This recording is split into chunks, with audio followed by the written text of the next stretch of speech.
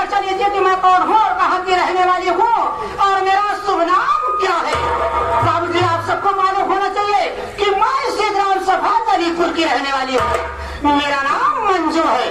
घर में हमारे ससुर जी जिनका नाम सेठ श्री सालिग्राम भगत है और मेरी सासू माँ जिनका नाम नगीना रानी है और एक मेरा बेटा है जिस बेटे का नाम रंजीत कुमार है। उससे भी प्यारा एक मेरा देवर है जिस देवर का नाम सतीश कुमार है। हमारे पति देव घर पर नहीं रहा करते हैं, वही सुप्त बॉम्बे शहर कमाने के लिए गए हुए हैं। मैं अपने बेटे को पढ़ा रही हूँ। मेरा बेटा स्कूल इस वक्त पढ़ने के लिए गया हुआ है, पर ये भी सोच रही हूँ मेरा बेटा भूखा होगा। कोई बात नहीं है, स्कूल से छुट्टी होने का वक्त हो गया है। बैठ करके अपने बेटे का इंतजार करती हूँ। देखो मेरा बेटा आता ही होगा।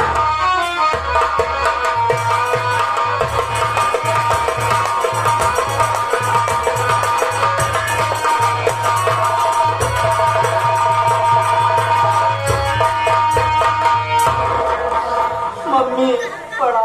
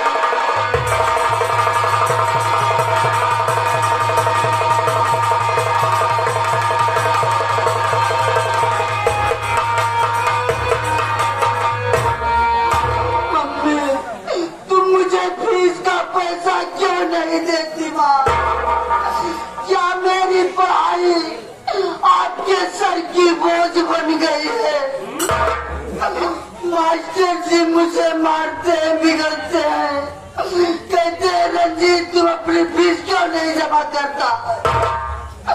अगर आज तुम मुझे फीस का पैसा नहीं दोगी माँ तो घर का सारा काम करूँगा, लेकिन मैं विद्यालय पढ़ने के लिए कतई नहीं जा। स्कूल ही नहीं जाओगे? घर का काम मंजूर है, पढ़ाई नहीं मंजूर। मम्मी क्या बात? आज मैंने फीस का पैसा मांगने के लिए दादी माँ के पास गया था। दादी माँ ने फीस का पैसा नहीं दी मम्मी, बल्कि मुझे बहुत मारी मम्मी। क्या कहा? दादी माँ के पास गया तो फीस का पैसा मांगने के लिए दादी माँ फीस का पैसा देने से इनकार कर दिया और तुझे बेरहमी के साथ मारी। उनकी इतनी बड़ी मजाक कि फीस का पैसा भी देने से इनकार करती और तुझे बेदर्दी के साथ मारी। तुझे फीस का पैसा चाहिए ना? फीस का पैसा चाहिए तो मेरी बात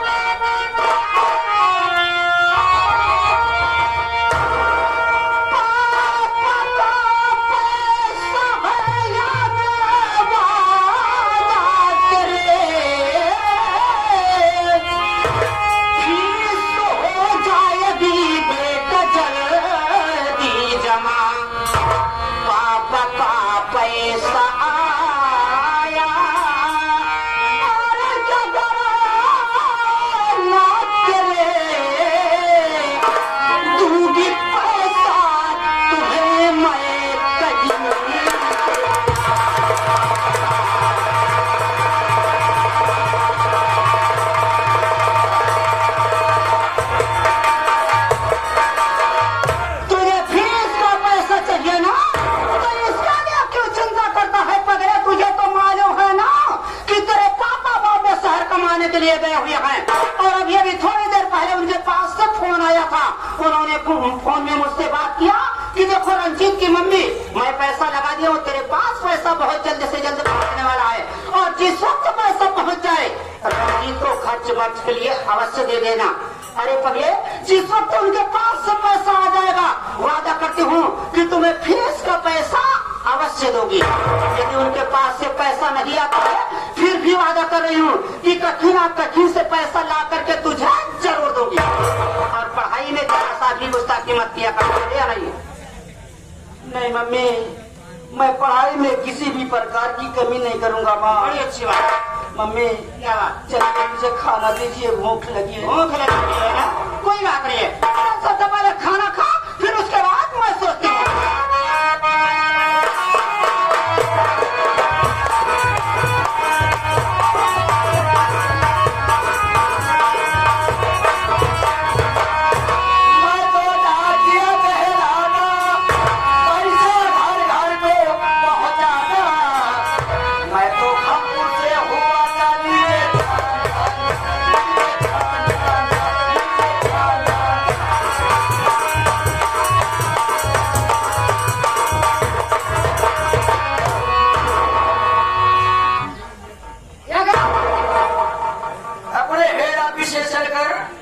ग्राम सभा ललितपुर में आ गए हैं। देखते हैं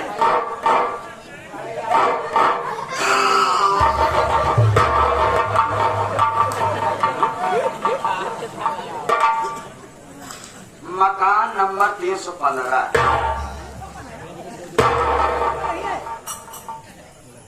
अगर घर पे कोई होगा तो जरूर बोलेगा। एक बार आवाज देता हूँ, अरे भैया इस घर में कौन है, बाहर निकाल। बोली नहीं, एक बार और आवाज, अरे भैया इस घर में कौन है, बाहर निकाल।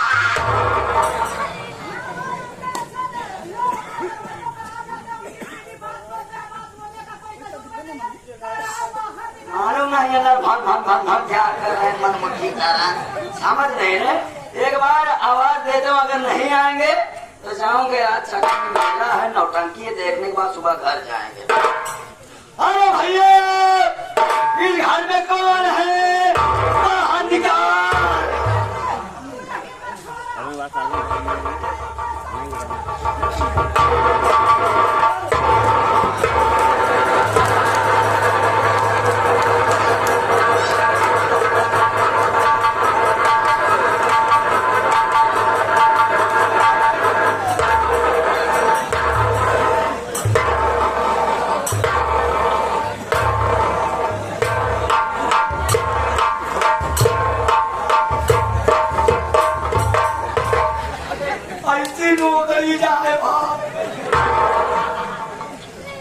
इतनी जोरों के साथ धक्कर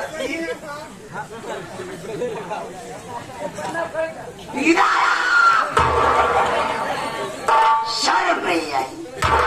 एक बड़े मर्द को धक्का लगाते हुए जरा सी शर्म नहीं आई।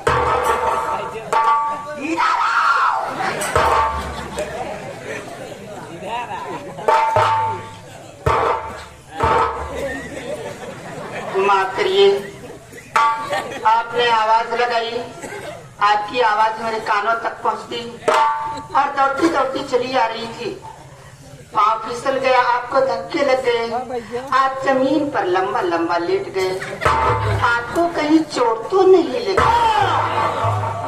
चोट तो नहीं लगी, चाकू खोद गया, कहीं खून तो नहीं निकला।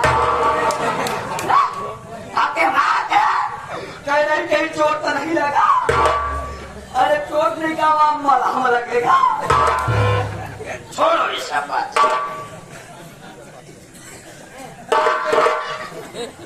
देखिए मैं एक बात पूछना चाहता हूँ। बोलिए, क्या पूछना चाहते हैं? सुरेंद्र बाबू का मकान यही है? जी हाँ, उनका मकान तो यही है।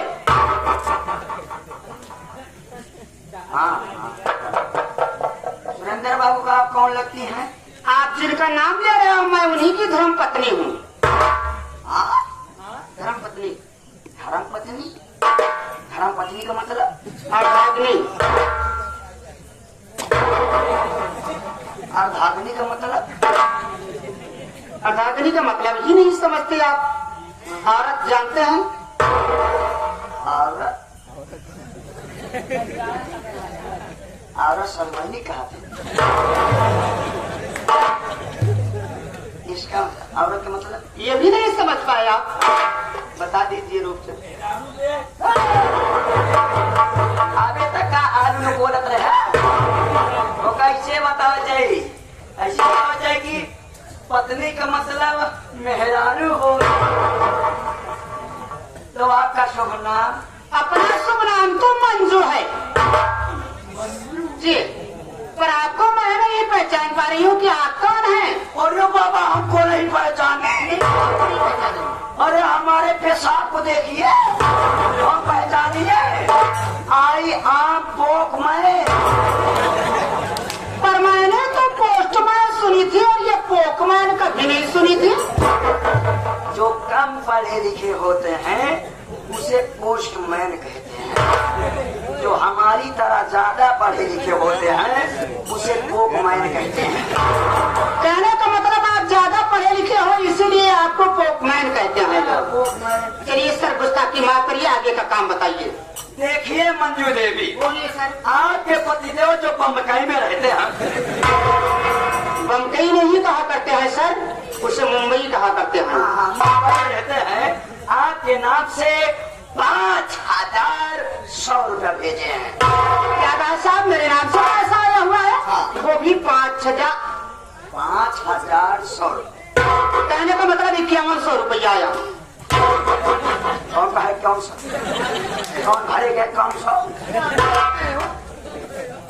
दिमाग नहीं है तुम्हारे पास? ये क्या बात है? हमारे बाबू महेंद्र भरेंगे 5100 रुपया। वही तो मैं भी कह रही हूँ बाबा, किसी और से पूछ ले। 50 से 51 नहीं 51 कहते हैं। 50 से 51? जी हाँ, यानी 5100 रुपया। 51? हाँ हाँ 51।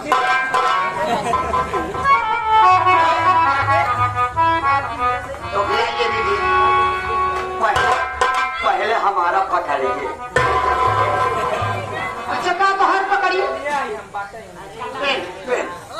पेन को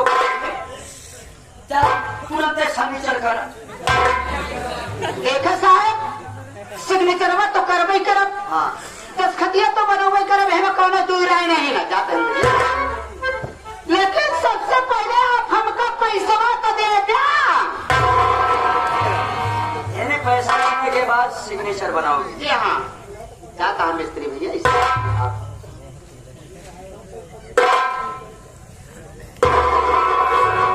ले सकती हूँ पैसा? इसको लीजिए आप।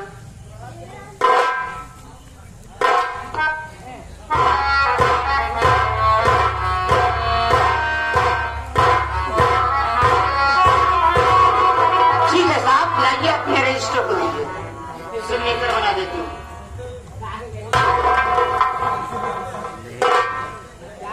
अगले बगले छोड़ के ही पीछे कर दूं। ठीक है, बना दीजिए।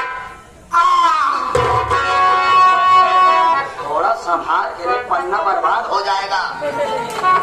पन्ना भी इससे ज्यादा नहीं बर्बाद हो पाएगा। नहीं, आगे क्या बनाऊं?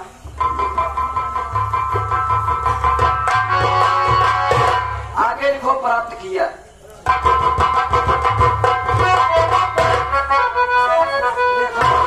मनु देवी पैसा पा गई जी। खर्च वर्च तो मैं जानू। कहो मिस्त्री भैया, आपको सब देखत बाटे, पैसा नहीं देत बाटे ना। अरे हम आपको पैसा खुला है ये नहीं ना, तो कहाँ से आपको हम खर्च बर्च के लिए दे दे साहेब? अरे एक बार घड़ी देखो, घड़ी देखो, 6:30 बज रहे हैं। सुबह सुबह का वक्त है, कब कब होनी करा। ऐसी अच्छी बात है, बोहनी की बात है ना। बोहनी का आप कई दरवाजे जाएंगे। हाँ हाँ, दरवाजे जाना है। ये साहब बोहनी की बात है, आप बोहनी कर लीजिए शौक से। हम तुमको मंगता लग रहे हैं, मंगता दिखाई दे रहे हैं। ऐसे तो सुबह सुबह एक मंगता आ गया हमारे पास, कटोरा फैला के गया है, ये दे दादा के नाम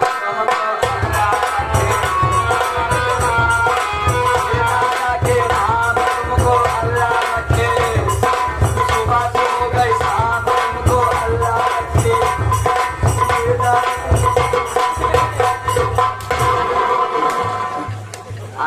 हमको बांके का मांगता समझ रही हो, और आपको मांगता फकीर बना रहा है। 2 रुपया कौन सी बोनी होती है? आप नाराज हो रहे हैं ना? हमारा होता नीचे कर रही हो। नहीं नहीं, ऐसी कोई बात नहीं है सर। यदि ऐसी बात है तो आप इस वक्त जाइए, फिर आप दोबारा जब आवेंगे तो आप अब की बार जरूर दूंगी। चलिए, नमस्ते। साहब चले जा रहे हैं, इनसे नमस्ते कर ले। साहब जी नमस्ते। क्या नाम है? साहब मेरा नाम तो रंजीत कुमार है। रंजीत कुमार, कितना होनहार नाम। पढ़ते हो? जी साहब पढ़ता हूँ। कितने? हाई स्कूल में पढ़ता हूँ साहब। ओ रंजीत मुन्ना, अगर इसी तरह से पढ़ते रहोगे एक ना एक दिन माँ बाप का नाम रोशन करोगे। इसी तरह से अगर तुम पढ़ते रहोगे तो मैं आशीर्वाद देता हूँ कि इसी तरह से पढ़ते रहोगे, पढ़ते रहोगे, पढ़ते रहोगे, तो एक ना एक दिन तुम लखनऊ के शौचालय के अधिकारी बनोगे। बहुत सही आशीर्वाद है तुम्हारा साहब। ये लखनऊ का शौचालय का अधिकारी बन जाए और तू ये सब नौकरी छोड़ कर कहना मंत्रालय का अधिकारी बना। रंजीत भैया, आपकी मम्मी दिमाग कम है क्या? लखनऊ पढ़े लिखे रहते हैं, क्या कहते हैं? साहब उसे सचिवालय बोला जाता है। सचिवालय, सचिवालय। हम सॉरी, ये सॉरी क्या? सॉरी, नमस्ते। नमस्ते साहब, नमस्ते। मम्मी एक तुम मुझसे पैसे की सवाल किया, मैं तुमसे कह रही थी कि ना तेरे पापा के पास से पैसा आने वाला है, जिस वक्त पैसा आ जाएगा मैं तुझे फीस का पैसा अवश्य दूंगी। और देखा अभी अभी पोस्टमैन साहब आए, हमको 5100 रुपया दिए और ऐसा कर ले बेटा 100 रुपया तू ले ले, जा मास्टर साहब के पास फीस को जमा कर देना और पढ़ाई में जरा सा भी नाते फाकी मत करना, ताकि तेरे पापा में तुमसे कोई सवाल करे तो उनकी सवालों का जवाब तू दे सके। माँ, आप पढ़ाई की बात कर रही हैं, मैं पढ़ लिख करके अपने माँ बाप का नाम जरूर रोशन करूंगा। यही उम्मीद रखती हूँ मुन्ना। और मम्मी, आज ही आज जाकर के मैं अपनी फीस को विद्यालय में जमा कर देता हूँ। बड़ी अच्छी बात है भैया। लेकिन माँ, आज फीस का पैसा पा करके ये आपका बेटा बहुत खुश है मम्मी, और तुमसे कुछ कहना चाहता है माँ। अगर कुछ बाकी बता। हाँ मम्मी, मैं बता रहा हूँ। बोला क्या कहना चाहता है, समझा तो जरूर पैसे चाहिए।